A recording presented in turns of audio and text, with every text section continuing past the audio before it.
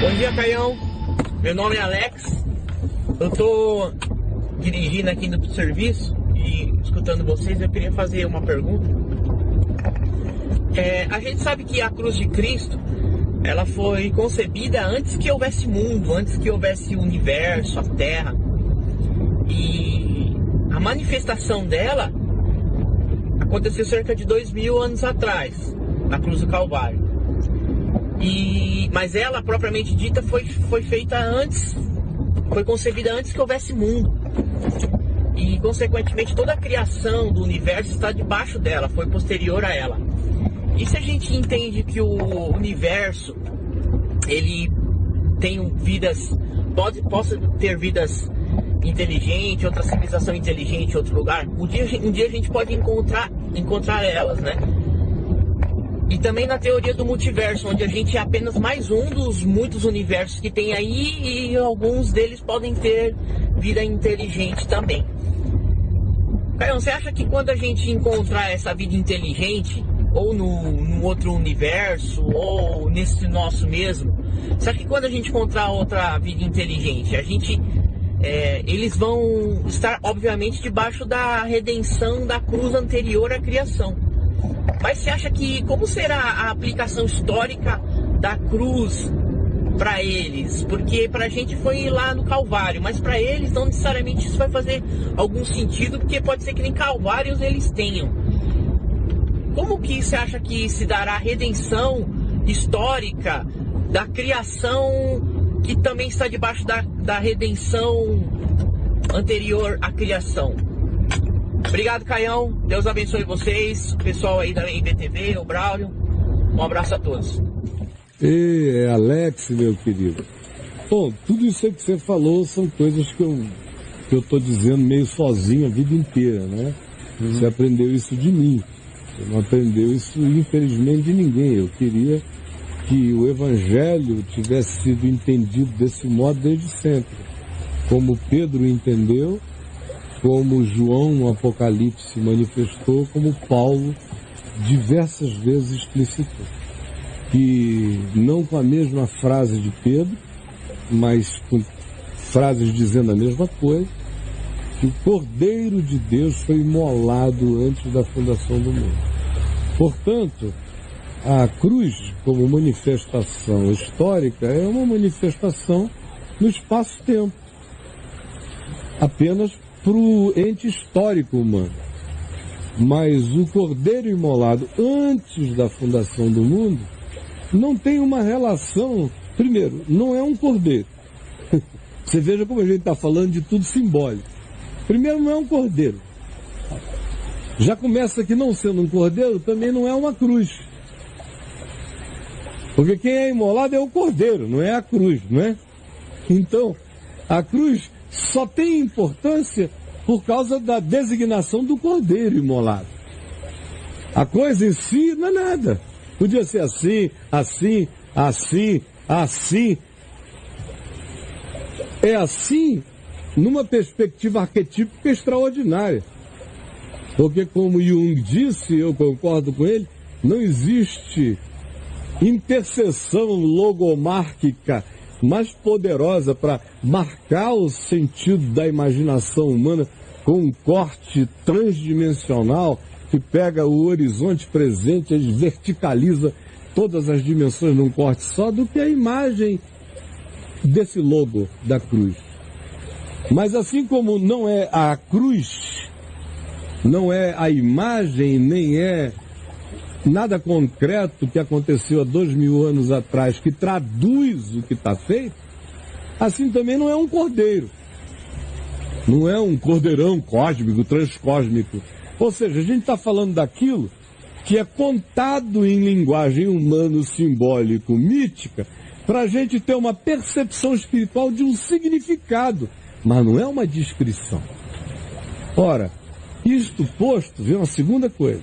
Se não é uma descrição, se é apenas um significado transtemporal, porque se diz, foi imolado antes da fundação do espaço-tempo, antes da fundação do mundo, antes desta ordem que a gente cronometra, tudo isso já tinha existido e todas as outras coisas foram criadas sob isso. Ora, isto dito, eu devo descansar sabendo que, assim como esta realidade, acerca da qual não há parâmetros nem linguagem para descrever o que aconteceu antes de todos os Big Bangs, porque a criação acontece sob o ambiente da redenção, de modo que tudo é criado em estado de graça e de perdão. O universo já carrega perdão desde o seu nascedouro, porque assim a palavra criadora determinou. A palavra que criou foi a mesma palavra que antes decretou a redenção dos equívocos das criaturas, em qualquer que seja a dimensão.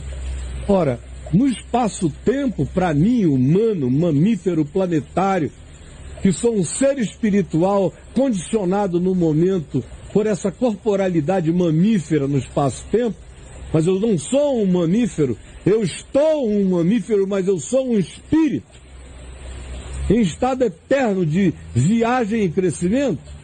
E para mim a consciência espaço-temporal, essa graça me foi proposta na simbolização de Jesus da cruz, para qualquer outra dimensão, em qualquer outro universo, em qualquer outra realidade, sabendo que todas as coisas foram criadas nele, para ele, por meio dele, tudo nele subsiste, nele nós somos, existimos, respiramos, nós e todos. Ora, sabendo disso, eu não tenho que me preocupar com nada, absolutamente nada. O último passo da libertação de um cristão é a tentativa, libertar-se da tentativa das compreensões apequenadas. É o cara querer saber como é que essa graça se aplica a um ente de uma dimensão ao lado. Você não sabe nem como ela se aplica no teu vizinho. Terráqueo aqui, teu irmão. Eu conversei hoje com o Paulo ali. A graça chegou na vida dele assim, não sabia, não teve nenhuma formação, um dia leu Atos 17, um versículo. Pois nele nos movemos, existimos e somos. A alma se abriu. Eu não entendo o aplicativo de como ele vai fazendo, porque olha só, a informação é a mesma. Entre nós, os aplicativos são trilhões. A informação universal é uma só. Deus se entendeu com Deus acerca da criação, como diz Jó, no capítulo 16. Deus se resolveu com Deus. Isso significa o cordeiro imolado antes da fundação do mundo.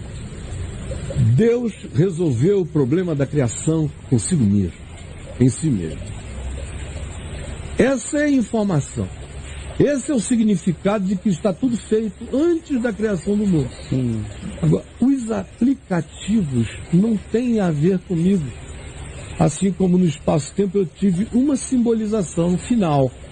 Jesus na cruz. E antes dessa simbolização, houve milhares de altares no mundo inteiro, com animais sendo imolados, porque o arquétipo estava plantado na alma humana. Todo homem carrega essa pulsão da necessidade desse substitutivo. Isso é antropologicamente falando um fenômeno universal. A alma carrega essa declaração: eu preciso dessa cobertura, eu preciso desse sangue. Há uma intuição universal de que o pecado é redimido com sangue na percepção dos humanos. Ora, os humanos compreenderam o significado dessa cobertura, sim, dessa propiciação. Seres de qualquer outra dimensão compreenderão conforme o significado da existência para eles. Eu não consigo entender o meu próximo, eu vou entender um anjo. Eu vou entender uma categoria outra de criaturas. Meu irmão, fica só tranquilo com a graça que te foi dada. Um beijão no coração. Né? Não é verdade? Como é que vai ser lá em Júpiter? Não sei, lá tem, né? Jesus. Não tenho ideia. Isso me lembra o pintor, o Émeric Marcier. Antes de morrer, perguntaram para ele, porque ele pintou muito a crucificação de Cristo, né? Aí ele parou pensativo e falou assim: eu não sei, mas essa cruz fala muito com a minha alma. Só isso, né? E é tudo isso. Tudo isso. Agora você falou um negócio interessante, né, Caio? As coisas apequenadas É querer saber as grandes, né? E as coisas grandes é saber as pequenas, né? É o que você falou do vizinho, do próximo. É um contraste. O cara escreve aqui, o Papa Tiago, eu quero fazer missões na África. Bate na mulher. Quer salvar as crianças. Pelo amor de Deus. É fácil amar a humanidade, né? A mulher falou, difícil amar o próximo. Vontade de fazer missão na tua casa, te pegar assim pelo gogó. Amar a humanidade é fácil, a minha missão na difícil tua amar vida. o próximo, né?